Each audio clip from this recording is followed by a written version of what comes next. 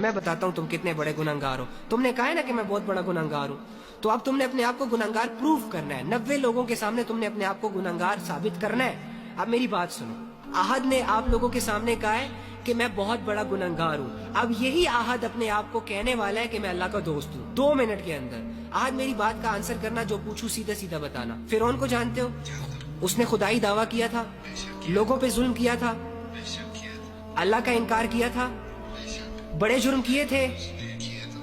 Okay, اب مجھے ایک بات بتاؤ, یہ فرعون تمہارے پاس آ جائے ابھی اور تمہیں اس کا پتا ہو کہ یہ ظالم ہے, یہ جابر ہے, اس نے لوگوں کی زندگیوں کو تنگ کیا ہوا ہے, اس نے خدائی دعویٰ کر رکھا ہے, لیکن آپ کے پاس آ جائے اور آپ سے کہے احد مجھے ریئلائز ہو گیا یار کہ میں بہت بڑا گنہگار ہوں, مجھے ریئلائز ہو گیا یار احد کہ میں نے خدائی دعویٰ کر کے اچھا نہیں کیا, مجھے یہ ریئلائز ہو گیا احد کہ میں اللہ کی نافرمانی میں بہت آگے نکل گیا ہوں. احد میں تیرے رب کو ماننے کے لیے تیار ہوں, مجھے بتاؤ کہ کیا تمہارا رب مجھے معاف کرے گا؟ لیکن اس کی زندگی بڑی غفلتوں میں اور گناہوں میں گزری ہے.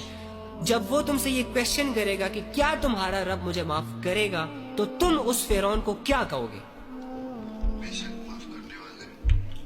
پھر بتاؤ, تم اس فرعون کو کیا کہو گے؟ اچھا, یعنی احد کو اتنا بیلیو ہے اللہ کی رحمت پر اور اللہ کی محبت پر کہ فرعون جیسا بندہ بھی اگر اللہ سے معافی مانگ لے تو اللہ اسے معاف کر دیتا, لیکن احد اپنے آپ کو بہت بڑا گنہگار سمجھ رہا ہے, اپنے رب کی رحمت سے مایوس ہو گیا.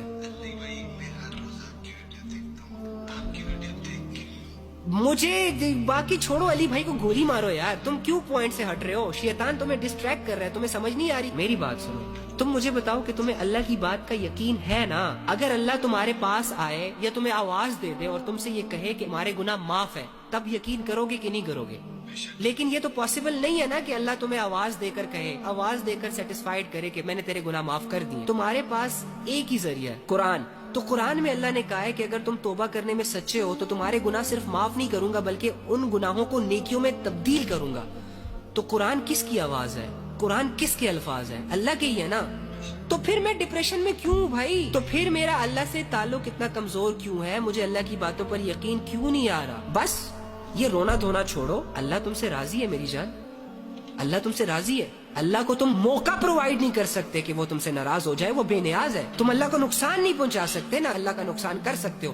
سو واٹس دا ریزن کہ اللہ تم سے ناراض ہو جائے؟ ریزن کیا ہے بھائی؟ ایک ایسے بندے سے اللہ کیسے ناراض ہو سکتا ہے جسے یہ غم لگا ہو کہ اللہ مجھ سے ناراض ہے, جسے یہ فکر رہتی ہو کہ یار مجھے اللہ کو راضی کرنا چاہیے, میں اللہ کے معاملے میں ٹھیک نہیں ہوں. ارے یہی تو تقوی کی نشانی ہوتی ہے. بڑے بڑے لوگ ہوتے ہیں جن کو اپنے گناہ ساری عمر ریئلائز نہیں ہو رہے ہوتے. تم ریئلائز کر رہے ہو ڈوڈ, یہ سائن ہے کہ اللہ تم سے راضی